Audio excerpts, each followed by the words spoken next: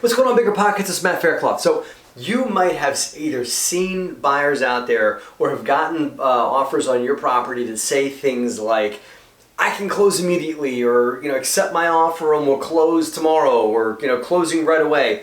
Here's the thing. You can't close right away on real estate. It takes a while to close real estate. So today's conversation is about how long does it really take to close, to buy a house? And some of these steps that I'm going to talk about can get taken out. And this is advice to you guys. If you want to tighten up your closing timeline, these are some steps you can remove from the process. You got to take a little more risk, but you can close faster. Or this is the typical closing timeline that might apply to a multifamily property, might apply to a single family home as well. So the question is, how long does it really take to buy a house? And what are the steps? So let's go through it, okay? So I'm going to take you guys from step one, okay, which is offer and acceptance. Okay, that means you've made the offer. Okay, I'll give you, $10,000 or $100,000 for your property. I accept $100,000 for my property. Great. Okay, accepted. Now the timeline here starts assuming that the contract is signed and the deposit is made. That's when you really have a deal that's consummated. That a deal that's you're not really under contract until you have a fully signed agreement of sale on both sides and the deposit has been received by whoever's holding the deposit. Typically, the title company, or the seller or buyer's attorney, somebody like that, some third party, maybe your real estate broker or whatever.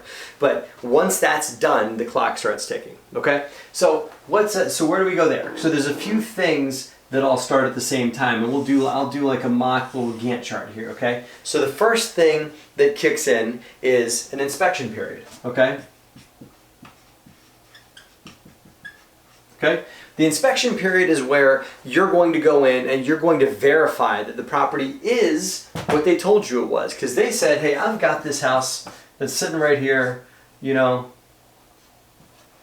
okay, and you're going to go and do your due diligence to make sure that that really is what you thought, to make sure that what you're buying really is what you thought you were buying, okay? Now, this inspection period plays into large real estate like multifamily property or big commercial property. It also plays in single family homes because you want to make sure that if it's a single family home that you're buying, that property is, in good condition, that it's got a 2-bedroom, 3-bath, or that it's zoned properly for what you think it is, that it's really is zoned to be a single family home. So the inspection period involves a physical inspection, but it also involves whatever other due diligence that you may want to do. I'll just write due diligence here because inspection and due diligence are the same thing, okay? A due diligence and inspection are just a verification period. It's where you go and verify everything, okay? And if you find something shows up in this inspection or due diligence period that are not an acceptance to what you thought you were buying, okay, then you can either renegotiate or cancel the contract, okay? This period typically goes anywhere between 15 to 45 days, okay? Typical time is 30 days, okay? So running concurrently, meaning running at the same time as this, is title, okay? Okay. Title means that you've got a title company that's running an inspection, that's running the title on the property to make sure that this person that owns this house really does own that house, and to make sure that their deed is clean, there's no liens and encumbrances on the property. And if there are liens and encumbrances, mortgages, things like that, maybe they didn't pay their taxes, maybe they owed a contractor a bunch of money or something like that. All kinds of things come up in a title report. The title report is going to show how clean their title is, and it's going to show a offer for a title commitment to you, to the buyer. Okay, so that title period is just investigation. It's a lot of it's the title company's going to go and investigate the county clerk's office and do all their digging that they need to do. And you're going to hire a third party company that's going to do that for you. Okay, and that typically takes anywhere between 30, probably not 45 days. Let's just say let's rub that back to 30. Here we go. Get myself a rag. Okay, let's call that 30 days. Okay. Okay. Now, here's where it gets a little dicey. Well, and we'll talk about things you guys can take out of here as well. Okay. Then there's the bank doing their approving of you, the borrower. Okay. Let's call that the bank underwriting. Okay? And that's their underwriting you.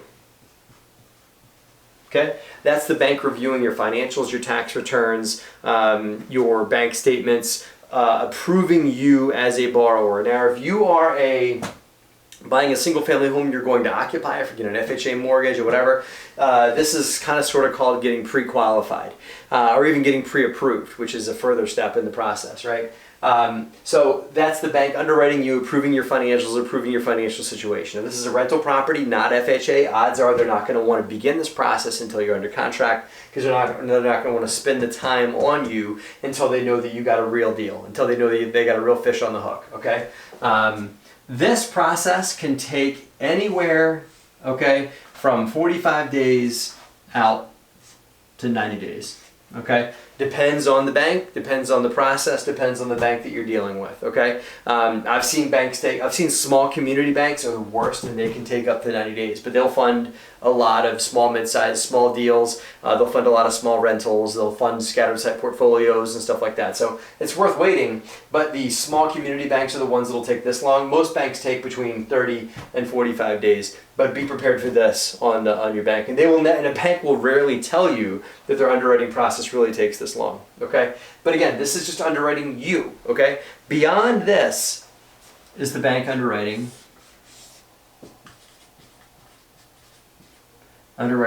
the deal, okay? Now, this is where you get a loan approval, okay? Now, they approve your loan here. You can, you're not going to, this doesn't necessarily cost you very much money. This is just an application fee. The bank underwriting the deal, especially if this is a large property like a apartment building or something like that, this is going to cost you money, okay? This is an appraisal. This is, if it's a reasonable sized property, like anything above, say, 2 units, or even some small community banks, God love them, are going to require environmental studies and phase 1 analyses and things like that, okay? Phase 1. Okay? So that's the what else could the bank do for underwriting the deal? The bank may send an inspector for an apartment building project. A bank may send a full inspector out to the property to go and do their walkthrough. That's going to cost you money too. You got to pay for all of this. So what some investors will do, okay, this is a risk that you take if you really want to close the deal fast, and the bank's willing to do this while they're underwriting the deal and underwriting you. If you're willing to do this, you can pay to move that back, to do this part back here before you're approved. And that tightens up this whole timeline. And again, this process right here takes around 30 days.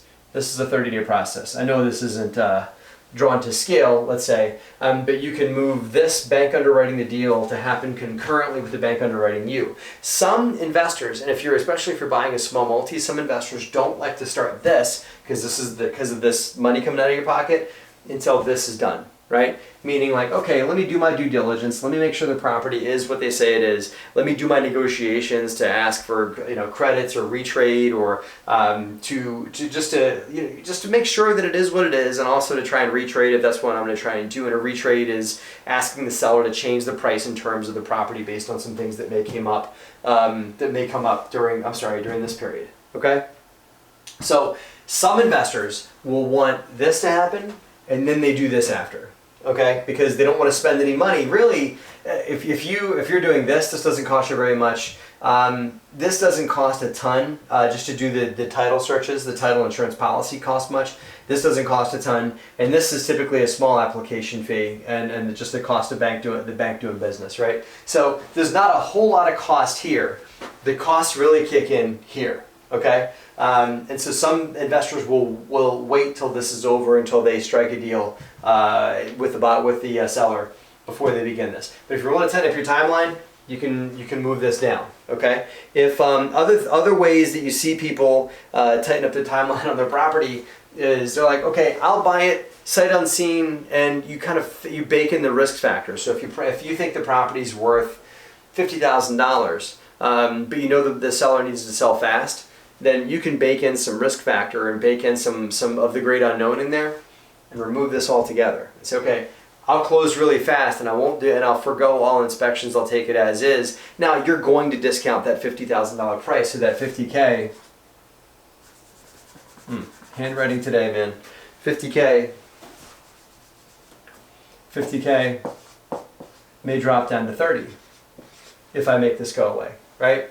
If I come in cash and I don't need any of this, I don't need this 30-day bank underwriting of me, I don't need any appraisals or phase 1 environmental studies or whatever, I can then collapse this entire thing, and all that's left is title. Okay? You cannot make that go away, right? I have closed deals, I've closed properties in 2 days. I did it one time, but the only way I was able to do it was because it was a wholesaler and they had already done the back title. The title had already been done, the title searches had already been done for another buyer who couldn't get their financing, and they dropped out. So the title company simply had to move the title insurance policy from that buyer over to me. I had my lawyer review it, my lawyer approved it, and we closed in 2 days, okay? That's the only way that you can do this, is if you can tighten up this timeline right here. But title searches and verification of title and production of that title policy is what takes time, and you cannot make this go away. You can make this go away, you can make this go away,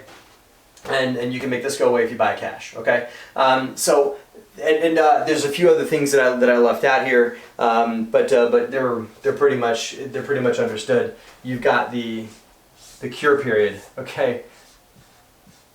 And the cure period is if something comes up here that, okay, we found that there's an underground oil tank, and we found that you got to deal with that, or we found that the property didn't appraise for what we thought we were going to buy it for, or we found that you owe some contractor from 2 years ago, you owe him $10,000. Okay, that these are all, or we found that I don't know, if the property is not zoned for what you tell me it is, or we found that that there's a bunch of termite damage or something like that. Any of these things turn up things that need to get cured, right? So there's a cure period that needs to get factored in, and this is just you going back and forth between you and the seller. And this cure period could get bolted on anywhere. It could end up going here, where you have to figure out, what are we going to do about some stuff that came up during the inspection. Could go here. It could go at the end of these things, which is where maybe a week or so worth of time gets added onto one of these timelines, okay? So let's add it all up. So let's say worst case, 45 days for due diligence. The bank underwriting you should take around 30. Title company should take 30 or less, okay? And then the bank doing their stuff should be 30 or 30 here as well. So let's say 45 plus, I mean, this could go all the way out to 60 or 90. Let's just make this 60 on average, plus into the 30. So typical time that I've seen to close a real estate deal is somewhere between 60 to 90 plus days. Okay, I've seen more, I've seen a lot less, and I've seen a lot more. Okay, I'm on a deal right now, today's September 2019. I'm on a deal right now that is taking 8 months to close because of some environmental stuff that came up, and because the bank took plenty of time on this one. Some of this came up. We're going to hang in there and make it work, but it's 8 to 9 months into that deal to get it closed. It's crazy, but it's mostly the bank's fault. But sometimes these things can go way beyond that. So long answer to your question, it takes 60 to 90 days to buy a deal, but I give you guys some ideas on how you can collapse that timeline. If I left anything out, leave it in the comment bar. I'd love to talk to you guys about it. And let me know how you think I did here with giving you guys an explanation of the real estate closing timeline. Would love to hear your feedback on that too. Thank you guys for watching. Have a great and profitable week.